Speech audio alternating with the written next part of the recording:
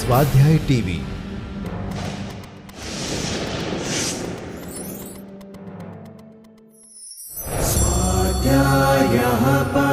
Doctor Baba Saheb Ambedkar open university.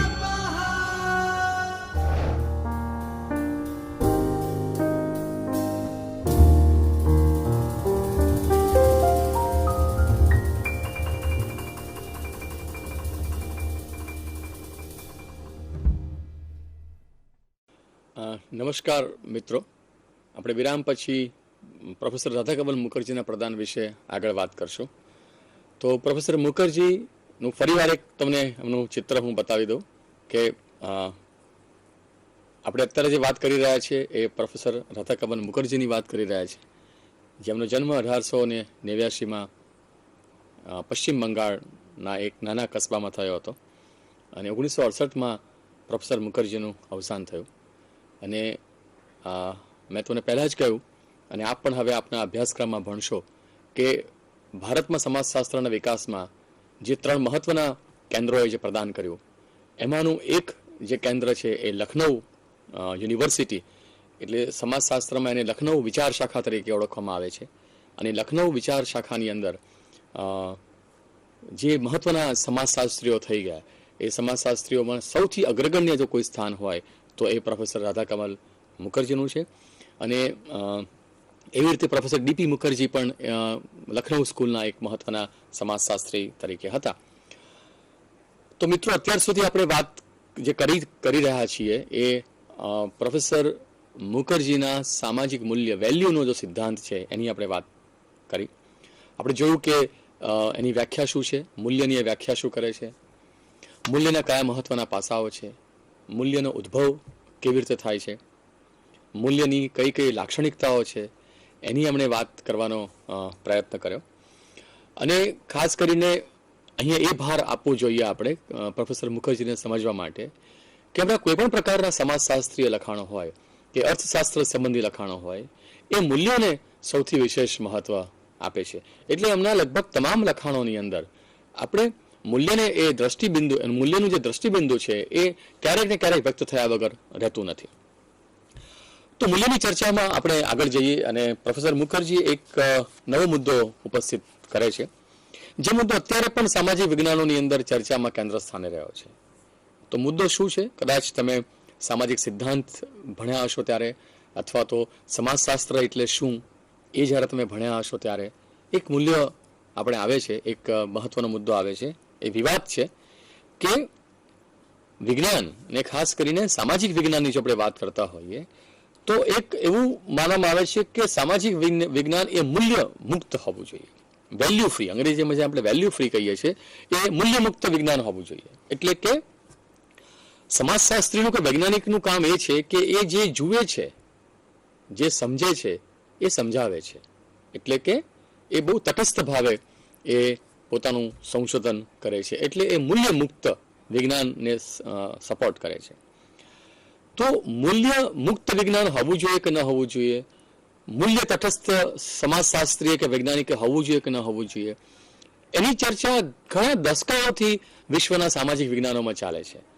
કેટલાક સમાજશાસ્ત્રીઓ એવું માને છે કે વિજ્ઞાન એ મૂલ્ય મુક્ત હોવું જોઈએ, કેટલાક સમાજશાસ્ત્રીઓ એમ માને છે કે ના, વિજ્ઞાન મૂલ્ય મુક્ત હોવું એ જ એનું મહત્વનું પાસું નથી, પણ સમાજશાસ્ત્રીએ પોતે સામાજિક સમસ્યાઓ પ્રત્યે, સમાજના અભ્યાસ પ્રત્યે કોઈ સ્ટેન્ડ લેવું જોઈએ. એણે પોતે પોતાનો વિચાર, પોતાની જે સમજ છે, પોતાનું જે મૂલ્ય છે એ એને વ્યક્ત કરવું જોઈએ, એવી એક બાબત છે. તો આ સંદર્ભમાં પ્રોફેસર મુખર્જી આપણને એમ કહે છે કે વિજ્ઞાન એ મૂલ્ય મુક્ત હોવું જોઈએ નહીં. એટલે કે પશ્ચિમની જે એક વિચાર શાખા એવું કહે છે કે સમાજશાસ્ત્ર એ મૂલ્ય મુક્ત રહેવું જોઈએ. એ બાબત સાથે પ્રોફેસર મુખર્જી એ સંમત થતા નથી. તો આ મુદ્દો એ અત્યારે જે ચર્ચાની અંદર છે એ એની ઘણા વર્ષો પહેલા પ્રોફેસર મુખર્જીએ ચર્ચા કરી છે. અને એટલા જ માટે મૂલ્યને સૌથી વધારે લાવે છે કે સમાજશાસ્ત્રને એવું લાગતું હોય, માની લો કે એમનો મુદ્દો આપણે અત્યારની પરિસ્થિતિમાં સમજવો હોય તો આપણે એવી રીતે સમજી શકીએ કે સમાજશાસ્ત્રી ગરીબાઈનો અભ્યાસ કરે છે, સમાજશાસ્ત્રી પીડિત લોકોનો અભ્યાસ કરે છે, સમાજશાસ્ત્રી સ્ત્રીઓની સમસ્યાઓ અંગેનો અભ્યાસ કરે છે અને રિપોર્ટ બહાર પાડે છે. તો શું સમાજશાસ્ત્રનું કામ ત્યાં પૂર્ણ થાય છે? સમાજશાસ્ત્રીઓને સ્ત્રીઓની સમસ્યાઓ, સ્ત્રીઓના દુઃખ દર્દ અંગે અભ્યાસ કરતો હોય, સ્ત્રીઓના અત્યાચાર અંગેનો અભ્યાસ કરે, તો અભ્યાસ કરીને એને બેસી રહેવું જોઈએ કે એણે સક્રિય બનવું જોઈએ આ સમસ્યાઓને દૂર કરવા માટે? તો માત્ર અભ્યાસ કરીને બેસી રહેવું અથવા તો એનાથી આગળ જઈને કોઈ સક્રિયતા બતાવી, આ જે ચર્ચા છે, આ ચર્ચાને મૂલ્ય મુક્ત વિજ્ઞાન સાથે સંબંધ છે. તો પ્રોફેસર મુખર્જી એવું કહે છે કે ના, સમાજશાસ્ત્રી એ હંમેશા કંઈ મૂલ્ય મુક્ત રહેવાની જરૂર નથી. એણે પોતાના વિચારો, પોતાના ગમા અણગમા એણે વ્યક્ત કરવા જોઈએ અને એને સક્રિય બનવું જોઈએ સામાજિક સમસ્યાઓ પ્રત્યે. એટલે જ આપણે આ કાર્યક્રમની શરૂઆતમાં મેં તમને કહ્યું હતું કે પ્રોફેસર મુખર્જીએ કલકત્તાની ઝૂંપડપટ્ટીમાં જઈને એનો માત્ર અભ્યાસ ન કર્યો, તેના શ્રમજીવીઓને સમજવાનો પ્રયત્ન ન કર્યો, પણ એ સમજતા સમજતા એમને એવું લાગ્યું કે ના, માત્ર સમજીને, પુસ્તક લખીને, રિપોર્ટ લખીને બેસી રહેવું જોઈએ નહીં, પરંતુ એ ઝૂંપડપટ્ટી કે એ સ્લમમાં રહેતા પ્રૌઢ લોકોને ભણાવવા જોઈએ, એમને અક્ષરજ્ઞાન આપવું જોઈએ. એટલે એમને અક્ષરજ્ઞાન આપવાની આખું એક મુવમેન્ટ, એક આંદોલન એમણે કલકત્તામાં શરૂ કર્યું. તો એમનું જે માનવું છે કે મૂલ્ય મુક્ત હોવું જ જોઈએ, એ સાથે એ સંમત નથી. અને સાથે સાથે એક સક્રિયતા, એક કર્મશીલતાની વાત પણ પ્રોફેસર મુખર્જી કરે છે. અને આજે પણ એવી પણ માગણી થાય છે લોકો તરફથી કે સમાજના અભ્યાસીઓએ માત્ર અભ્યાસ કરીને બેસી રહેવાની જરૂર નથી, પણ સમાજ પરિવર્તનની દિશાની અંદર પણ પોતાનું યોગદાન એમણે આપવું જોઈએ. તો મૂલ્ય મુક્તતાના જે ચર્ચા છે, એ વિવાદ છે, એ વિવાદથી આગળ હજુ આપણને મૂલ્યના સિદ્ધાંતની અંદર પ્રોફેસર મુખર્જી લઈ જાય છે. તમે જોયું હશે કે મૂલ્ય જેવી બાબતમાં પ્રોફેસર મુખર્જી કેટલા બધા એના પાસાઓને આપણી સમક્ષ ઉજાગર કરવાનો પ્રયત્ન કરે છે, આપણને સમજાવવાનો પ્રયત્ન કરે છે. અને એટલા જ માટે આ મૂલ્યની ચર્ચા આપણે આ કાર્યક્રમમાં વધારે ઊંડાણથી કરવાની જરૂર છે. આપણે હમણાં જ વાત કરી કે પ્રોફેસર મુખર્જી એ પશ્ચિમના દેશોના વિદ્વાનોથી પણ પ્રભાવિત હતા, ત્યાં જઈને ભણ્યા પણ ખરા, ત્યાં એમને વ્યાખ્યાનો પણ આપ્યા, પરંતુ સાથે સાથે એમણે પોતાનું ભારતીયપણું છોડ્યું નહીં. એટલે ભારતીયપણું ન છોડ્યું એ માત્ર પોતાના પરિધાનમાં નહીં, પોતાના પહેરવેશમાં નહીં, પણ પોતાના વિચારમાં પણ એમને પોતાનું ભારતીયપણું છોડ્યું નથી. એટલે તમે જોઈ શકશો કે એમનો પહેરવેશ જે રીતે એમને એક નક્ષિક ભારતીય તરીકે બતાવે છે, એવી જ રીતે એમના જે સમાજશાસ્ત્રીય વિચારો છે, એ વિચારોની અંદર પણ ભારતીય છાંટ આપણને જોવા મળે છે. તો એ પોતાની ભારતીય છાંટ કેવી રીતે બતાવે છે કે ભારતનું પણ જુદું સમાજશાસ્ત્ર હોવું જોઈએ, ભારતના સમાજને સમજાવવા માટે પણ ભારતનું પોતાનું પોતીકું, પોતાની ધરતીમાંથી ઊભું થયેલું સમાજશાસ્ત્ર હોવું જોઈએ. એ વાત એમણે આ વેસ્ટર્ન સોશિયોલોજી, પશ્ચિમના સામાજિક વિજ્ઞાનોની સામે મૂકવાનો પ્રયત્ન કર્યો. એટલે એના માટે એક મુદ્દો આપણને કહે છે, તો એમ કહે છે કે પશ્ચિમની વિચારધારા એમ કહે છે કે તથ્ય અને મૂલ્ય બે અલગ અલગ છે, ફેક્ટ અને વેલ્યુ એ જુદી જુદી બાબત છે, એવું પશ્ચિમની વિચારધારા કહે છે. તો બે જુદું છે, શું મતલબ થયો? એનો મતલબ એક થયો કે તથ્ય, ફેક્ટ શું? જેમ કે ફેક્ટ એ છે, હકીકત એ છે કે આપણા દેશની અંદર, જેમ કે આપણે એક મહત્વના મુદ્દાની વાત કરીએ કે સ્ત્રી પુરુષ જે જાતિ પ્રમાણ છે, એ સ્ત્રી પુરુષ જાતિ પ્રમાણમાં ઘણા ગંભીર પ્રશ્નો છે. એટલે કે 1000 પુરુષોએ સ્ત્રીઓની સંખ્યા ઘટતી જાય છે. આ એક તથ્ય છે, એક વાસ્તવિકતા છે, એક ફેક્ટ છે. પશ્ચિમની વિચારધારા એમ કહે છે કે આને ફેક્ટ તરીકે જોવું જોઈએ અને ત્યાંથી બસ આપણે વાત પૂર્ણ કરવી જોઈએ. એટલે એને જુદું તારવાનો પ્રયત્ન કરે છે. જ્યારે પ્રોફેસર મુખર્જી એમ કહે છે કે જો સ્ત્રી અને પુરુષનું જાતિ પ્રમાણ બહુ ગંભીર વળાંક લઈ રહ્યું હોય અથવા તો સ્ત્રીઓની સંખ્યા ઘટતી જતી હોય સમાજની અંદર, તો એને મૂલ્ય સાથે સાંકળવાની જરૂર છે. એટલે કે આ હકીકત છે, પણ એમાં કયા મૂલ્યો એની સાથે જોડાયેલા છે, એ મૂલ્યોનો અભ્યાસ, એ મૂલ્યો સાથેની આપણી કર્મશીલતાને પણ સાંકળવી જોઈએ, એવું પ્રોફેસર મુખર્જી કહે છે. એટલે કે જો 1000 પુરુષોએ સ્ત્રીઓની સંખ્યા ઘટતી જતી હોય તો જે સ્ત્રીઓ પ્રત્યેનું જે વેલ્યુ છે, જે મૂલ્ય છે, એ જુદું નથી, એ હકીકત સાથે જોડાયેલું છે. એક જ સિક્કાની બે બાજુ છે અને એક સિક્કાની બે બાજુ હોવાને કારણે તથ્ય અને મૂલ્યને જુદા કરવાની જરૂર નથી, એવું પ્રોફેસર મુખર્જી માને છે. અને એમ કહે છે કે ભારતીય સંદર્ભમાં આવું ક્યારે પણ નહોતું.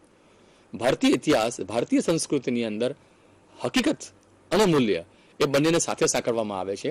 એટલે કે હકીકતને જુદી તારવીને એનો અભ્યાસ કરવો અને જેને મૂલ્ય એની સાથે સંકળાયેલું નથી એવા પ્રકારની વિચારધારા રાખવી, એ ભારતીય સમાજશાસ્ત્રની સાથે સુસંગત નથી એવું પ્રોફેસર મુખર્જી સ્પષ્ટપણે બતાવે છે. તો અહીં આપણે એ મુદ્દા પર ભાર આપવાનો પ્રયત્ન કરીશું કે પ્રોફેસર મુખર્જીએ જ્યારે જે સામાજિક મૂલ્યની વાત કરે છે અથવા મૂલ્યના સિદ્ધાંતની જે વાત કરે છે એ મૂલ્યના સિદ્ધાંતની સાથે એ ભારતીય સમાજશાસ્ત્રની રજૂઆત કરે છે અને એની સાથે પ્રાદેશિકતાને પણ સાંકળવાનો પ્રયત્ન કરે છે કે સમાજશાસ્ત્રની અંદર આખા દેશના સમાજશાસ્ત્રની આપણે વાત કરીએ એની સાથે જે પ્રદેશમાં તમે રહો છો, જે પ્રદેશમાં તમે કામ કરો છો, એ પ્રદેશના પ્રશ્નોને ઉજાગર કરવાની જરૂર છે.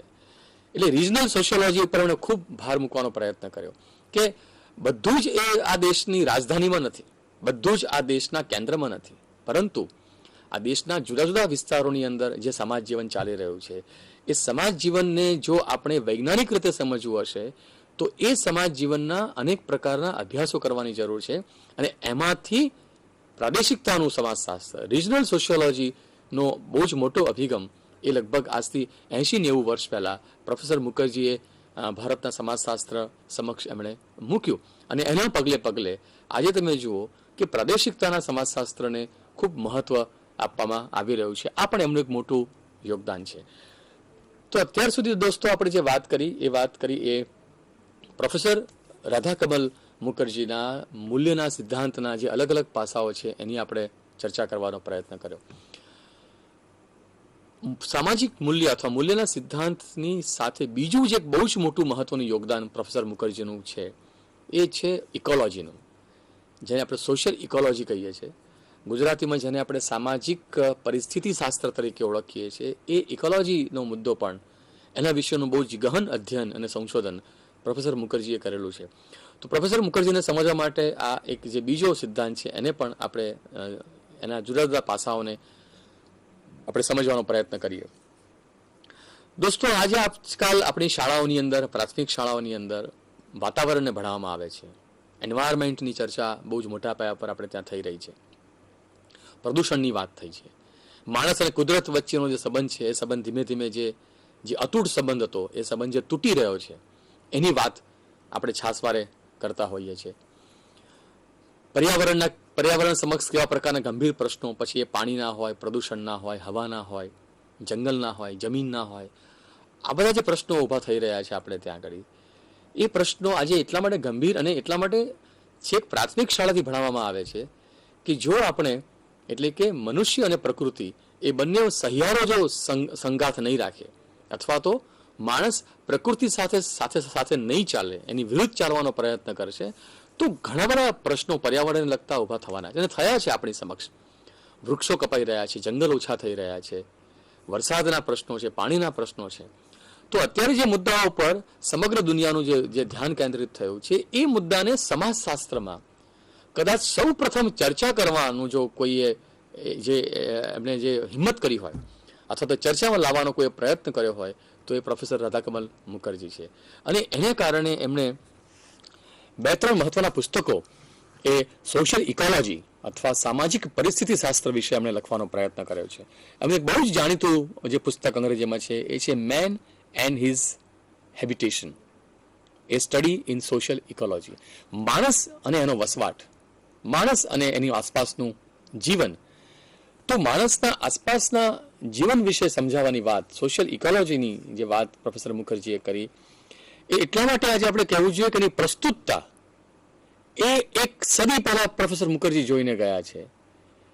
એ આજે આપણને મૂંઝવે છે, આપણને પ્રશ્ન એમાંથી ઉદ્ભવે છે.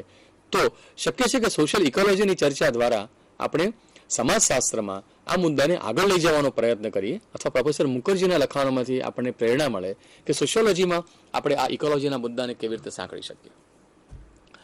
તો ઇકોલોજી શું છે? સોશિયલ ઇકોલોજી, સામાજિક પરિસ્થિતિ શાસ્ત્ર એટલે શું? એની ચર્ચા નો પ્રારંભ કરી અને પ્રોફેસર મુખર્જી પોતાની વાત સમજાવવાનો પ્રયત્ન કરે છે. તેઓ કહે છે કે સોશિયલ ઇકોલોજી એક મિશ્રિત વિજ્ઞાન છે, કોઈ એક અલગ વિજ્ઞાન નથી, પણ એ મિશ્રિત વિજ્ઞાન છે. મિશ્રિત વિજ્ઞાન એટલે કે અનેક પ્રકારના વિજ્ઞાનો આધીન છે આને, અથવા અનેક પ્રકારના વિજ્ઞાનોનું જે કોન્ટ્રીબ્યુશન છે એ જરૂરી છે સોશિયલ ઇકોલોજી માટે. તો કયા કયા વિજ્ઞાનોની જરૂર પડે? અને મેં તમને આપણે શરૂઆતમાં એક વાત કરી હતી કે પ્રોફેસર મુખર્જીનો જે અભિગમ છે એ બહુવિધ વિજ્ઞાનોને મલ્ટી ડિસિપ્લિનરી અભિગમ છે, કે માત્ર સમાજશાસ્ત્રને આગળ લઈ જવાથી નહીં ચાલે, માત્ર અર્થશાસ્ત્રનો ઝંડો પકડીને સમાજને નહીં સમજી શકાય, કે માત્ર માનસશાસ્ત્રથી નહીં સમજી શકાય, કે માત્ર પ્રાકૃતિક વિજ્ઞાનોથી નહીં સમજી શકાય.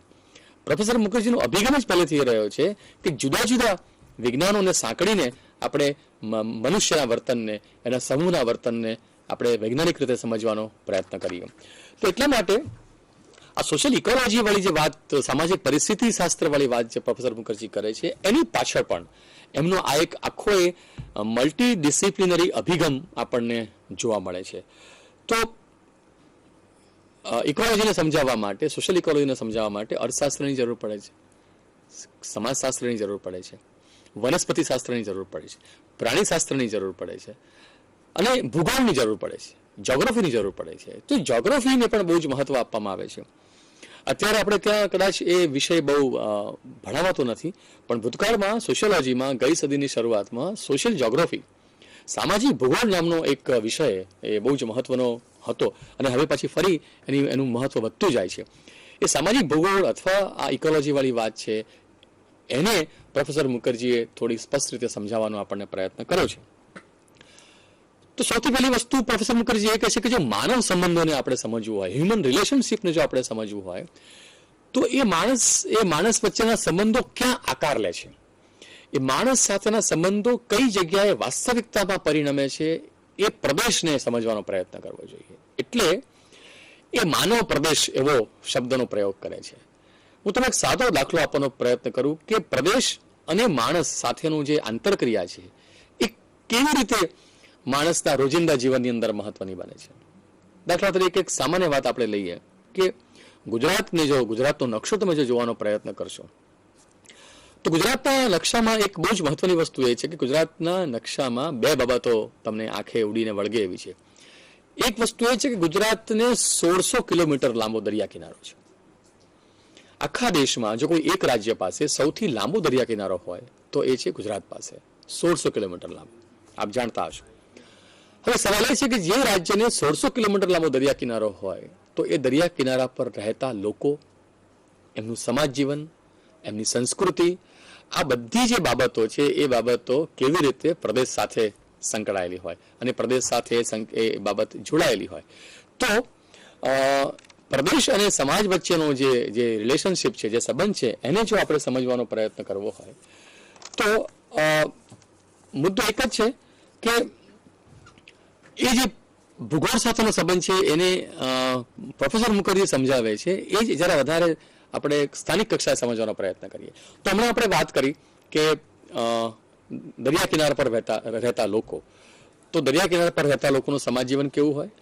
હવે જો આપણે એ દરિયા કિનારો, એ પ્રદેશ, એ ભૂગોળને જો ન સમજીએ તો દરિયા કિનારા પરના લોકોના સમાજ જીવનને આપણે સમજી શકતા નથી, એની સંસ્કૃતિને આપણે સમજી શકતા નથી. જેમ કે બહુ સાદું ઉદાહરણ લઈએ કે દરિયા કિનારા પર રહેતા લોકોના રોજિંદા ખોરાકમાં મચ્છી હોઈ શકે છે, એટલે કે માંસાહાર હોઈ શકે છે. કોઈ માંસાહાર કરે ખરા અને ન પણ કરે, પણ સ્વાભાવિક વસ્તુ એ છે કે ખાવા પીવા જેવી રોજિંદી બાબતમાં એ જે વિસ્તારમાં રહે છે એની ભૂગોળ, એની આબોહવા એ મહત્વનો ભાગ ભજવે છે. તો પ્રોફેસર મુખર્જી એ કહે છે કે બંને બાબતોને જો જ્યાં સુધી આપણે ન સાંકળીએ ત્યાં સુધી સમાજશાસ્ત્રને આપણે સમજી શકતા નથી, સમાજશાસ્ત્ર અધૂરું રહે છે. એવો મુદ્દો આપણે થોડા વર્ષો પહેલા આપણી સમક્ષ મૂક્યો હતો. એક ગુજરાતમાંથી બીજું ઉદાહરણ લેવાનો પ્રયત્ન કરીએ.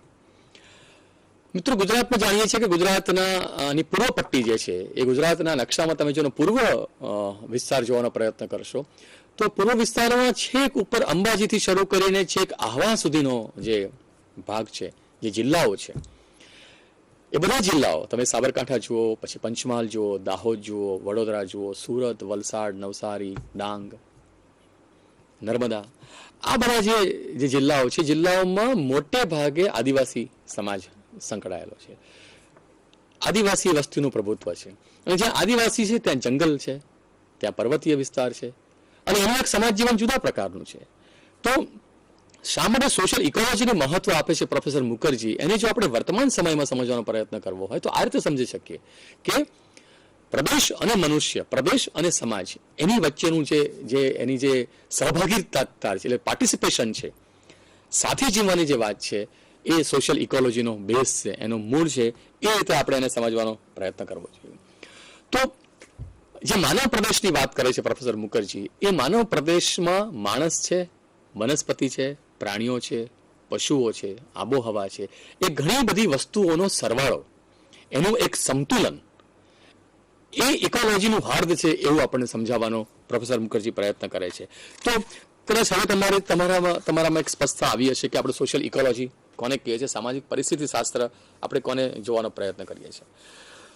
તો સામાજિક પરિસ્થિતિ શાસ્ત્રને બે રીતે સમજી શકાય છે, એટલે કે બે પ્રકારની પરિસ્થિતિનો ઉલ્લેખ પ્રોફેસર મુખર્જી કરે છે. એક જે પરિસ્થિતિ છે, પહેલો એનો જે ભાગ છે, એને એ કહે છે કે વ્યવહારિક પરિસ્થિતિ. તો વ્યવહારિક પરિસ્થિતિ આપણે કોને કહીએ, અને બીજી છે એ સમુદાય પરિસ્થિતિ. વ્યવહારિક પરિસ્થિતિ અને સમુદાય પરિસ્થિતિ, આ બંને પાસાઓ દ્વારા આપણે સોશિયલ ઇકોલોજીને, સામાજિક પરિસ્થિતિ શાસ્ત્રને સમજી શકીએ છીએ. તો વ્યવહારિક પરિસ્થિતિનો એ છે કે વ્યવહારિક પરિસ્થિતિ એક એવા મુદ્દાને ભાર આપે છે, એવા મુદ્દાની છણાવટ કરે છે કે માનવ પ્રકૃતિનો ગુલામ નથી પરંતુ સહયોગી છે. હું ફરી અને રિપીટ કરું છું કે માનવ એ પ્રકૃતિનો ગુલામ નથી પરંતુ સહયોગી છે. એટલે કે પ્રકૃતિ અને માનવ વચ્ચેનો જે દ્વંદ્વ છે, જેને આપણે ડાયલેક્ટિક્સ કહીએ છીએ, આ જે દ્વંદ્વ છે એ દ્વંદ્વના મૂળમાં સંઘર્ષ નથી, પરંતુ એના મૂળની અંદર સહયોગીપણું છે. એટલે કે આપણે એવું માનવાની જરૂર નથી કે માનવ છે પ્રકૃતિથી ગુલામ છે, એનો દાસ છે, અથવા તો પ્રકૃતિ જ એની ઉપર પોતાનું રાજ કરે છે અથવા પોતાનું વર્ચસ્વ જમાવે છે. વાસ્તવમાં પ્રોફેસર મુખર્જી એમ કહે છે કે એ રીતે જોવાની જરૂર નથી. કોણ કોના ઉપર રાજ કરે છે, કોણ કોના ઉપર પોતાનો કંટ્રોલ, નિયંત્રણ રાખે છે, એવું જોવા કરતા પ્રોફેસર મુખર્જી એ કહે છે કે આપણે એ મુદ્દાને ધ્યાનમાં રાખવો જોઈએ કે માનવ અને પ્રકૃતિ બંને સાથે ચાલે છે, બંને એક સિક્કાની બે બાજુ છે, બંને એકબીજા સાથે પાર્ટિસિપેશન, સહભાગીદારી કરે છે. એટલે આ ગુલામ અને એનો પ્રશ્ન આવતો નથી. એટલે કે જો પ્રકૃતિ અને માનવનું સહ અસ્તિત્વ ઉપર જો આપણે ભાર આપવો હોય તો એની વચ્ચે સંઘર્ષના મુદ્દાને દૂર મૂકવો જોઈએ, પણ એની વચ્ચેના કોઓપરેશનના મુદ્દાને ભાર આપવો જોઈએ. એટલે આજે આપણે સમગ્ર વિશ્વમાં જે પર્યાવરણની વાત કરીએ છીએ, એ પર્યાવરણની વાતમાં આપણે એ જ કરીએ છીએ કે માણસ એ કુદરત ઉપર કંટ્રોલ કરે છે, પણ કુદરતને નાબૂદ કરવાનો પ્રયત્ન નથી કરતો. અને કુદરત જો માણસને તકલીફ આપવાનો પ્રયત્ન કરે છે તો માણસ પણ એનો જવાબ એ સહભાગીદારીથી આપવાનો પ્રયત્ન કરે છે, એની સાથે એક સંતુલન ઊભી કરવાનો પ્રયત્ન કરે છે. તો આ એક વ્યવહારિક પરિસ્થિતિની વાત પ્રોફેસર મુખર્જી આપણી સમક્ષ કરે છે. બીજી જે પરિસ્થિતિની વાત કરે છે એ કહે છે કે સમુદાયની પરિસ્થિતિ છે. એ સમુદાયની પરિસ્થિતિને પણ આપણે સોશિયલ ઇકોલોજીને સમજવા માટે મહત્વની છે. તો સમુદાય પરિસ્થિતિમાં શું આવે છે? તો સમુદાય પરિસ્થિતિનો દ્રષ્ટિકોણ, સમુદાય પરિસ્થિતિની અંદર એની ભૂગોળ, એનું સમાજ જીવન, એનું અર્થ જીવન, એમાં વિકસેલી ટેકનિકલ બાબતો, આ બધી બાબતોને જો આપણે ભેગી કરીએ તો એને આપણે સમુદાય પરિસ્થિતિ તરીકે જોઈએ છે. એટલે કે વ્યવહારિક પરિસ્થિતિ અને સમુદાય પરિસ્થિતિ વચ્ચે પણ રિલેશનશિપ છે, વચ્ચે પણ સંબંધ છે. શું સંબંધ છે? તો હમણાં આપણે વાત કરી કે કુદરત અને માનવ વચ્ચે જે સહકારિતાની જે બાબત છે એને જો આપણે સમજવી હોય તો સોશિયોલોજીનો ઉપયોગ કરવો પડશે, અર્થશાસ્ત્રનો ઉપયોગ કરવો પડશે, વનસ્પતિ શાસ્ત્રનો ઉપયોગ કરવો પડશે. અને વનસ્પતિ શાસ્ત્રની વાત આવી એટલે હું તમને કહું કે વનસ્પતિ શાસ્ત્ર એટલે એનું જે લખનઉ યુનિવર્સિટીનું જે ડિપાર્ટમેન્ટ હતું વનસ્પતિ શાસ્ત્રનું, બાયોલોજીનું, એના અધ્યાપકોએ પ્રોફેસર મુખર્જીને વારંવાર વ્યાખ્યાનો આપવા બોલાવતા હતા. અને આટલા વર્ષો પહેલા, આજથી 5, 6, 7, 8 દાયકાઓ પહેલા પ્રોફેસર મુખર્જી લખનઉ યુનિવર્સિટીમાં વનસ્પતિ સમાજશાસ્ત્ર અને અર્થશાસ્ત્રના અધ્યાપક એ વનસ્પતિ શાસ્ત્રના વિદ્યાર્થીઓ સાથે જઈને વાત કરતા હતા કે તમારો વિષય અને અમારો વિષય એ બંને જુદા નથી. તમારો વિષય અને અમારો વિષય એકબીજા સાથે ઘનિષ્ઠ રીતે સંકળાયેલો છે અને એકબીજાને મદદરૂપ બને છે. એટલે કે એક જ યુનિવર્સિટીમાં જે 2 વિભાગો છે એ બંને વિભાગો એ જુદા નથી, અલગ નથી, પરંતુ બંને વિભાગોનું જે દ્રષ્ટિકોણ છે, એનું પ્રદાન છે, એ પ્રદાન દ્વારા આપણે એ સમાજને આપણે સમજી શકીએ છીએ. હું જરા તમને વધારે એક નાનું ઉદાહરણ આપીને સમજવાનો પ્રયત્ન કરું કે આપણે ત્યાં ગુજરાતમાં ધરતીકંપ આવ્યો અને ધરતીકંપ એક કુદરતી ઘટના છે, એને આપણે એક કુદરત તરફથી મળેલી આપણને એક પ્રશ્નો, એક જે તકલીફ આપણને ઊભી થઈ છે એ રીતે આપણે એને જોઈએ છીએ. પરંતુ ધરતીકંપ થયા પછીની જે પરિસ્થિતિ આપણે જોઈએ, એ પરિસ્થિતિનો ઉકેલ લાવવા માટે કંઈ માત્ર પ્રાકૃતિક વિજ્ઞાનો મદદરૂપ બને એવું નથી. ધરતીકંપ કેમ થાય છે, ક્યારે થશે, એની આગાહી, એનો સ્કેલ કેટલો છે, એની અસરકારિતા કેટલી છે, જમીનમાં શું અસર થાય છે, એની વનસ્પતિ પર શું અસર થાય છે, એ તો પ્રાકૃતિક વિજ્ઞાનોનો રસ પડે એવી બાબત છે. પરંતુ ધરતીકંપ થયા પછી જે લોકો બેઘર બન્યા છે, જે લોકોના વસવાટ તૂટી ગયા છે, જે લોકોનો ધંધો રોજગાર ખતમ થઈ ગયો છે, જેનું કુટુંબ છિન્ન ભિન્ન થઈ ગયું છે, પતિના અવસાનને કારણે કેટલીક સ્ત્રીઓ વિધવા બની છે, બાળકો અનાથ બન્યા છે, આ બધી જે પરિસ્થિતિ, કૌટુંબિક સામાજિક પરિસ્થિતિ છે, એને જો સમજવી હશે તમારે, તો તમારે સામાજિક વિજ્ઞાનોની મદદ લેવી પડશે, તમારે સોશિયોલોજીની મદદ લેવી પડશે. તમે જે મેન્ટલ સ્ટ્રેસ, ધરતીકંપને કારણે લોકોના મનની અંદર જે તાણ, જે ડર અને જે ભય ઊભો થયો, એનું તમારે જો સોલ્યુશન લાવવું હશે તો એનો ઉકેલ લાવવા માટે તમારે માનસશાસ્ત્રની પણ જરૂર પડશે. તો હું એટલા માટે તમને આ ઉદાહરણ આપું છું ધરતીકંપનું, કે પ્રોફેસર મુખર્જીએ જે ઇકોલોજી વાળી જે વાત કરી, એ ઇકોલોજી વાળી વાતને તમે આ રીતે સમજી શકો કે કુદરતી ઘટનાઓને સમજાવવા માટે પ્રાકૃતિક વિજ્ઞાનોની સાથે સાથે સામાજિક વિજ્ઞાનોની સહભાગીદારીતા અથવા સામાજિક વિજ્ઞાનોનું અનિવાર્યપણું બહુ જરૂરી છે. તો એ રીતે આપણે એને સમજવાનો પ્રયત્ન કરવો જોઈએ. તો સોશિયલ ઇકોલોજી વાળી જે મુદ્દો પ્રોફેસર મુખર્જી આપણને દર્શાવે છે, એ એમના પુસ્તકમાં એમણે વારંવાર આખી ઇકોલોજીની વાતની ચર્ચા કરવા માટે એમણે પોતાના અલગ અલગ અભ્યાસોને મૂક્યા. કયા અભ્યાસોને મૂક્યા? તો એમણે પોતાના ગ્રામીણ સમુદાયના અભ્યાસોનો પણ ઉલ્લેખ કરવાનો પ્રયત્ન કર્યો કે ગ્રામીણ સમાજમાં લોકોની શું પરિસ્થિતિ છે, એને એમણે જોડવાનો પ્રયત્ન કર્યો.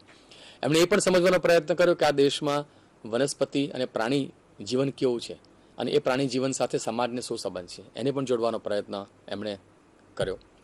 એમણે પણ જોયું કે આટલા વર્ષો પહેલાં જ્યારે હજુ તો ઔદ્યોગિકરણની ભારતમાં શરૂઆત હતી, એના પાયા નખાયા હતા, શહેરો ધીમે ધીમે મોટા થઈ રહ્યા હતા.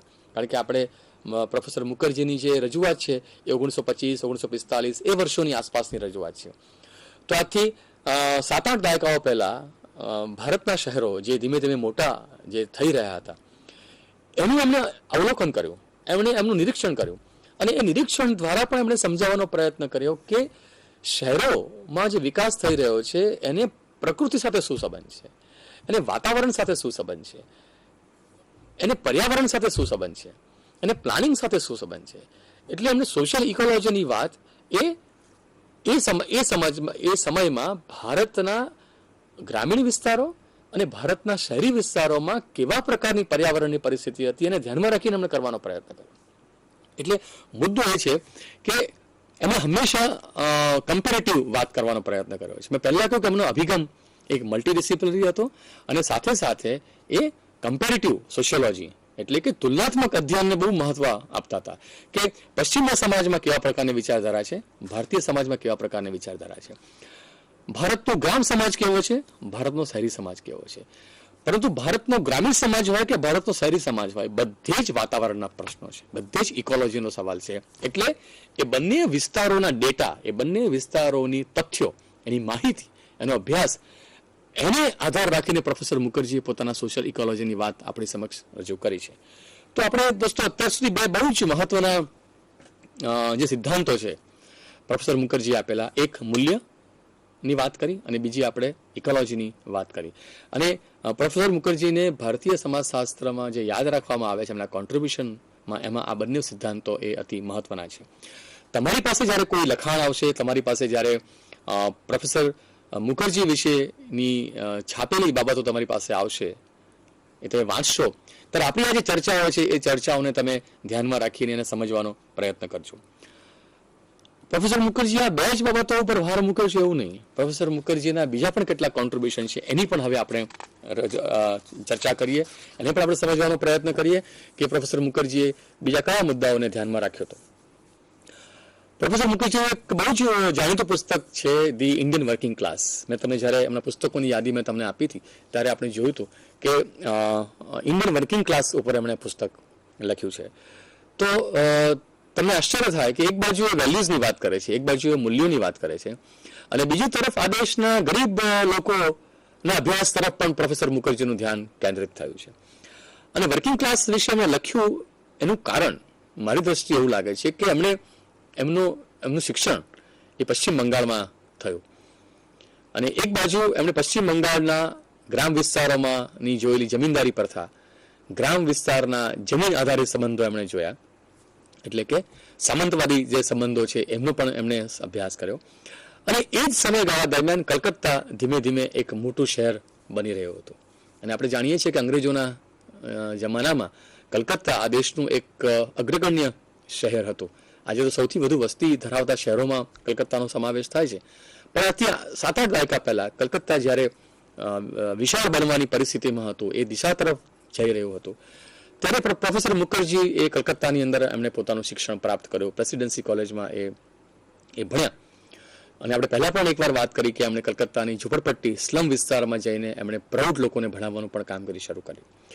આ એમનો જે અનુભવ હતો શહેરી જીવનનો, અને શહેરી જીવનની અંદર પણ એક સમાજશાસ્ત્રી તરીકે, એક અર્થશાસ્ત્રના વિદ્યાર્થી તરીકે જોઈ શક્યા હતા કે જેમ જેમ ઔદ્યોગિકરણ થાય છે, જેમ જેમ શહેરોનો વિકાસ થાય છે, એમ એક નવો વર્ગ ઊભો થાય છે, એક નવો ક્લાસ ઊભો થાય છે. એ કયો ક્લાસ છે? તો એ ક્લાસ એ વર્કિંગ ક્લાસ છે, જે ફેક્ટરીઓમાં, કારખાનાઓમાં મજૂરી કરે છે, શ્રમજીવીની વાત કરે છે. અને એક તરફ પ્રોફેસર મુખર્જી એ કાર્લ માર્ક્સના વર્કિંગ ક્લાસના સિદ્ધાંતને અથવા સામ્યવાદને નકારે છે, અથવા એ આખી વિચારધારા સાથે સંમત નથી સમાજશાસ્ત્રીય દ્રષ્ટિએ, પણ સાથે સાથે એ ઇન્ડિયન વર્કિંગ ક્લાસ નામનું પુસ્તક પણ લખે છે. એટલે ક્યારેક આપણને એમની વાતમાં વિરોધાભાસ પણ લાગે, પણ એમને કાર્લ માર્ક્સની વિચારધારા સાથે સંમત નથી, પણ વર્કિંગ ક્લાસની જે પરિસ્થિતિ છે, જે શ્રમજીવી વર્ગની પરિસ્થિતિ છે, અને એનું અધ્યયન થવું જોઈએ, એનો અભ્યાસ થવો જોઈએ, એને પણ એમને મહત્વ આપ્યું. એટલા માટે એમણે ઇન્ડિયન વર્કિંગ ક્લાસ પુસ્તક લખ્યું. એ પુસ્તકમાં એ શું ચર્ચા કરે છે? તો એ પુસ્તકમાં એ એવું કહેવા માંગે છે કે ભારતના શહેરોમાં જે નવો શ્રમજીવી વર્ગ ઉભો થઈ રહ્યો છે, જે ઝુગ્ગી ઝૂંપડીઓમાં સ્લમ વિસ્તારમાં સ્થાયી થયો છે, સ્થળાંતર કરીને આવેલો છે, માઇગ્રેશન કરીને જે અહીંયા આવેલો છે શહેરોની અંદર, એને કારણે ઘણી સમસ્યાઓ એ વર્કિંગ ક્લાસે સહન કરવી પડે છે. એક તો ગમે તેવા વિસ્તારોમાં, પડોશ જૂથમાં જ્યાં પાણીની તંગી છે, જ્યાં દૂષિત હવા છે, પોલ્યુશન છે, એમાં એમને પોતાની જિંદગી જીવવી પડે છે. બીજી વસ્તુ છે કે મદ્યપાન, દારૂ, આ બધી જે બદીઓ છે, એ બદીઓ વર્કિંગ ક્લાસ સાથે સંકળાયેલી છે. વેશ્યાવૃત્તિ જેવી જે પ્રશ્નો છે, એ પ્રશ્નો પણ સ્લમ વિસ્તારની અંદર જોવા મળે છે. નશીલી દવાઓનું સેવન કરવાની વાત પણ સ્લમ વિસ્તારમાં જોવા મળે છે. ગરીબાઈ તો એક સૌથી મોટી બાબત છે. તો આ બધી જે સમસ્યાઓ જે વર્કિંગ ક્લાસને નડે છે, એ સમસ્યાઓ તરફ બહુ વર્ષો પહેલા પ્રોફેસર મુખર્જીનું ધ્યાન ગયું. માત્ર ધ્યાન ગયું એટલું જ નહીં, પણ એમનો અભ્યાસ કરીને એના વિશે પુસ્તક પણ લખ્યું કે આ જે સમસ્યાઓ છે, સમસ્યાઓને કેવી રીતે દૂર કરવી જોઈએ, અથવા તો આ જે સમસ્યાઓ છે એ સમસ્યાઓને ધ્યાનમાં રાખીને વર્કિંગ ક્લાસ અથવા તો શ્રમજીવી વર્ગના કલ્યાણ માટે શું કરવું જોઈએ, એવી વાત પણ પ્રોફેસર મુખર્જીએ પુસ્તકમાં કરાય છે. એટલે અહીં તમને ફરી વાર મેં તમને પહેલા આપણે વાત થઈ હતી કે ભાઈ વિજ્ઞાન મૂલ્યમુક્ત હોવું જોઈએ કે ન હોવું જોઈએ. તો પ્રોફેસર મુખર્જી એમ કહે છે કે વિજ્ઞાન મૂલ્યમુક્ત હોવું જોઈએ, એની સાથે એ વસ્તુને સ્વીકારતા નથી. એ કહે છે કે વિજ્ઞાન સાથે મૂલ્યને અભિન્ન સંબંધ છે, એની સાથે એ જોડાયેલી બાબત છે. એટલે વર્કિંગ ક્લાસનો અભ્યાસ પણ કરે છે, અને એવું કહે છે કે વર્કિંગ ક્લાસની જે સમસ્યાઓ છે, એ સમસ્યાઓને દૂર કરવા માટે પ્રયત્ન પણ કરવા જોઈએ, અને કલ્યાણની પ્રવૃત્તિ પણ કરવી જોઈએ. અને કલ્યાણની પ્રવૃત્તિ થાય તો જ વર્કિંગ ક્લાસના પ્રશ્નો હળવા બનવાના છે, એવું એમણે એ વર્ષો પહેલા પ્રતિપાદિત કરવાનો એમણે પ્રયત્ન કર્યો હતો. હવે આ વર્કિંગ ક્લાસ સાથે બીજો મુદ્દો પણ જે પ્રોફેસર મુખર્જી એ જમાનામાં ચર્ચતા હતા, આજે પણ એ કદાચ આ દેશની સૌથી મહત્વનો પ્રશ્ન છે સામાજિક દ્રષ્ટિએ, આર્થિક દ્રષ્ટિએ, એ છે માઇગ્રેશનનો, એ છે સ્થળાંતરનો. આજે આ દેશમાં જો તમે ચારે બાજુ નજર કરશો, તમે જોશો, તો તમને સમજાશે કે એક સૌથી અગત્યની જો કોઈ સામાજિક આર્થિક પ્રક્રિયા ચાલી રહી હોય આ દેશમાં, તો સ્થળાંતરની છે, માઇગ્રેશનની છે. કેમ? તો કે લોકો વધુ ને વધુ રોજગારી પ્રાપ્ત કરવા માટે ગ્રામીણ વિસ્તારોમાંથી શહેરી વિસ્તારોની અંદર માઇગ્રેશન કરી રહ્યા છે. નાના શહેરોમાંથી મોટા શહેરોમાં માઇગ્રેશન કરી રહ્યા છે. શહેરોમાંથી ગામડાઓમાં પણ માઇગ્રેશન થતું આપણને જોવા મળે છે. એક શહેરમાંથી બીજા શહેરમાં પણ સ્થળાંતર થતું જોવા મળે છે. તો આ જે સ્થળાંતરની પ્રક્રિયા છે કેવા પ્રકારના પ્રશ્નો ઉપસ્થિત કરી શકે એ તરફ પણ પ્રોફેસર મુખર્જીનું ધ્યાન એ જમાનામાં ગયું હતું. એટલે એમણે કલકત્તા વિશે એમણે જે આ ઇકોલોજીની વાત કરી એમાં એમણે આખું એક પુસ્તક, આખું એક પ્રકરણ એમણે માઇગ્રેશન પર લખ્યું છે, એમણે સ્થળાંતર પર લખ્યું છે. અને સ્થળાંતરવાળા પ્રકરણમાં એ સેન્સસ ડેટાનો ઉપયોગ કરે છે. સેન્સસ ડેટાનો ઉપયોગ એટલે કે જે વસ્તી ગણતરી જે છે એ વસ્તી ગણતરીના જે આંકડાઓ છે આપણે જોઈએ છીએ મિત્રો કે લગભગ છેલ્લા 100 વર્ષથી આપણે ત્યાં વસ્તી ગણતરી થાય છે. એટલે 1871, 81, 1891, 2001 કરતા 1901, 1911 અને છેલ્લી વસ્તી ગણતરી આપણે ત્યાં 2001ની થઈ.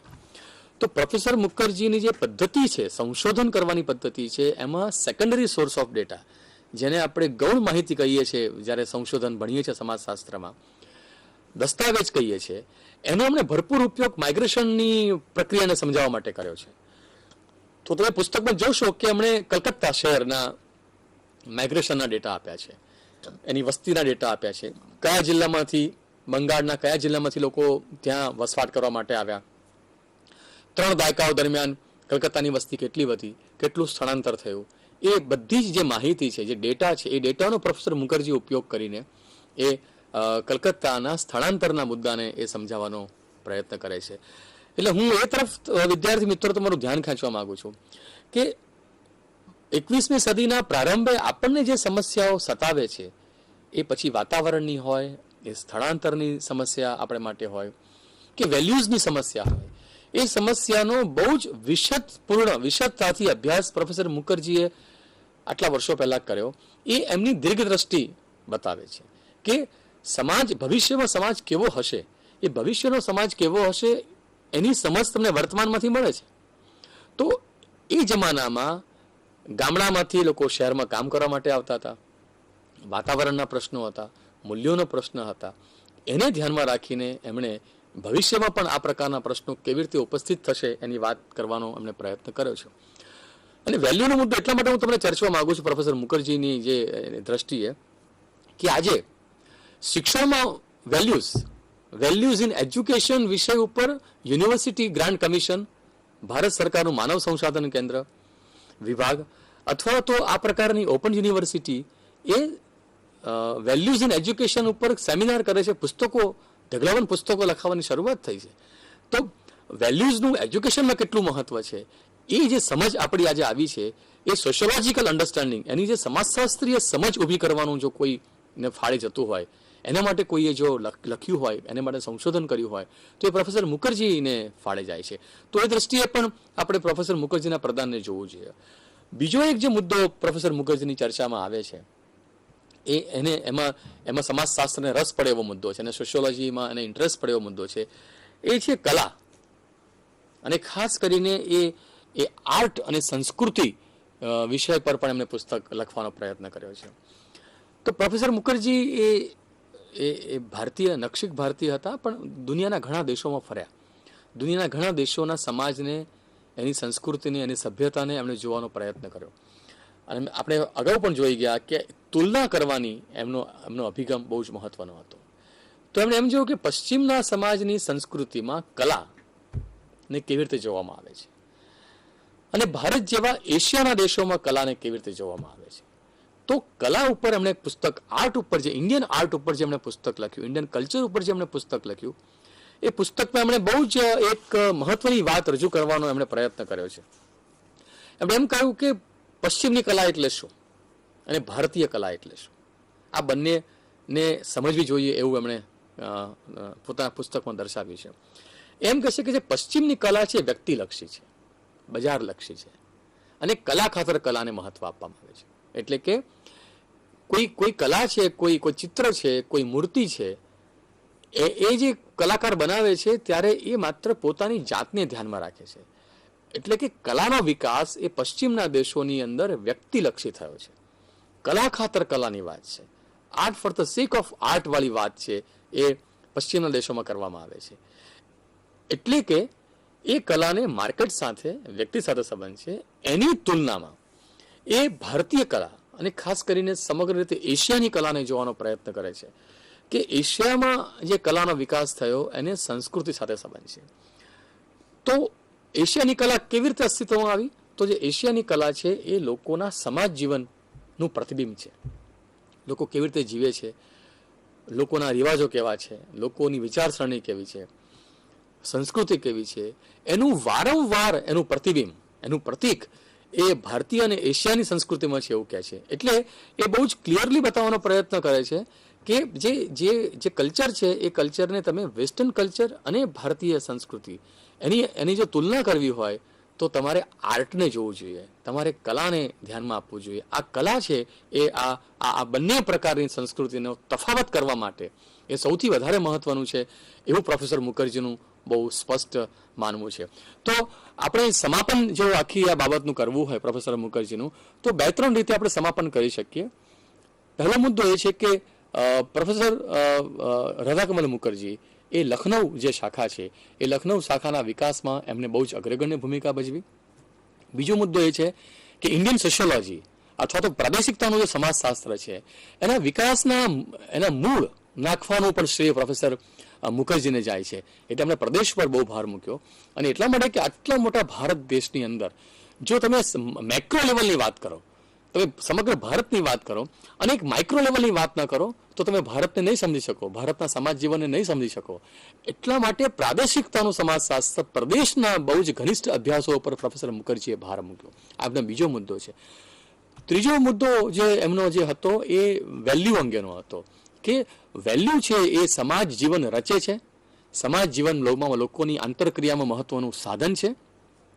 વેલ્યુ છે એ સંસ્કૃતિને વ્યક્ત કરે છે અને વેલ્યુ છે એ માણસના જીવનને આગળ લઈ જવાની એની સાતત્યતાની અંદર મહત્વનું છે. એ એમનું બહુ જ ત્રીજું મહત્વનું પ્રદાન છે. ચોથી વાત જે એમણે આપણને કહેવાનો પ્રયત્ન કર્યો છે એ ચોથો મુદ્દો એમનો એ છે કે ઇકોલોજી, સોશિયલ ઇકોલોજી પણ એ સૌથી વધારે મહત્વની બાબત છે. પરિસ્થિતિ શાસ્ત્રની વાત પણ સૌથી વધારે મહત્વની છે, જે વર્તમાન સમય સાથે પણ જોડાયેલો મુદ્દો છે. તો મિત્રો, આ પ્રોફેસર મુખર્જીના એ અલગ અલગ પાસાઓ પર આપણે આજે ચર્ચા કરી, એમને સમજવાનો અને સમજાવવાનો આપણે પ્રયત્ન કર્યો. અને આપણી પાસે જ્યારે એનું લખાણ આવશે ત્યારે આપણે વધારે વિગતથી એને સમજી શકશો. પણ જો આ અંગે આપણા કોઈ પ્રશ્નો હોય, કોઈ બાબત આપણે જો ન સમજાઈ હોય તો આપ અવશ્ય અત્યારે પૂછી શકો છો, ફોન કરી શકો છો અમારા સરનામા ઉપર, અથવા આપ લખી શકો છો અને ફેક્સ કરી શકો છો. તો જેના દ્વારા હું માનું છું કે તમારા મનમાં જો કોઈ દ્વિધા હશે, કોઈ પ્રશ્ન હશે તો એનો આપણે ઉકેલ, એનો જવાબ હું તમને આપી શકીશ, અથવા અસ્પષ્ટતાઓ છે એને આપણે દૂર કરી શકીશું.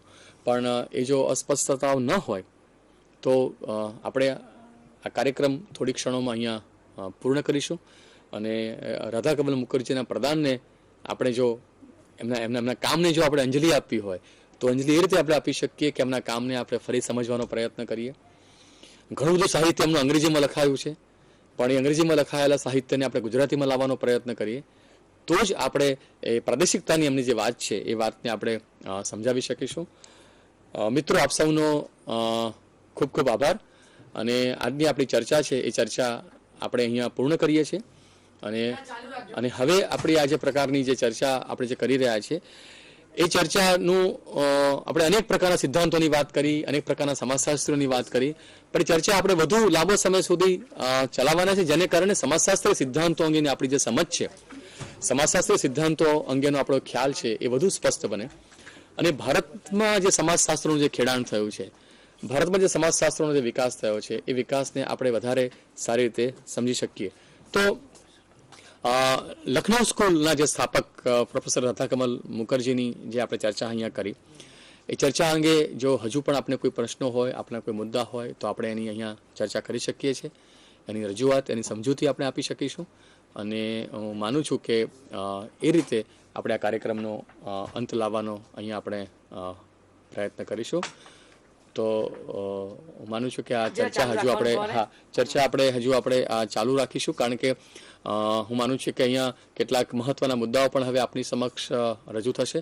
એટલે આપ સૌને વિનંતી હું કરું છું કે આપ આ કાર્યક્રમ નિહાળજો, ચાલુ રાખજો નિહાળવાનો. આપણે આ કાર્યક્રમ અહીંયા પૂર્ણ નથી કર્યો. બીજા પણ એક બે મુદ્દાઓની વાત અહીંયા આપણી સમક્ષ કરવાની છે, જે કદાચ તમને વધારે કામ લાગશે, અથવા તમને આપણી યુનિવર્સિટીનું જે કામકાજ છે એના વિશે પણ આપણે વધારે સમજ આપશે. એટલે આ કાર્યક્રમ હજુ આપણે ચાલુ છે. અને સાથે સાથે એને આપણે હજુ આગળ લઈ જવાનો થોડી વધુ ક્ષણો આપણે તમે અમારી સાથે, અમે પણ તમારી સાથે રહેવા માટે પ્રયત્નશીલ છીએ. એટલે તમારો ને મારા વચ્ચેનો આ સંબંધ અહીંયા પૂર્ણ નથી થતો. રાધાકમલ મુખર્જીની વાતને તમે વાગોળજો. તમે એમના વિશે જે કંઈ ચર્ચાઓ થઈ છે, જે કંઈ સમજાયું છે, એ તમારા મિત્રોમાં ચર્ચા કરજો. स्वाध्यायः परः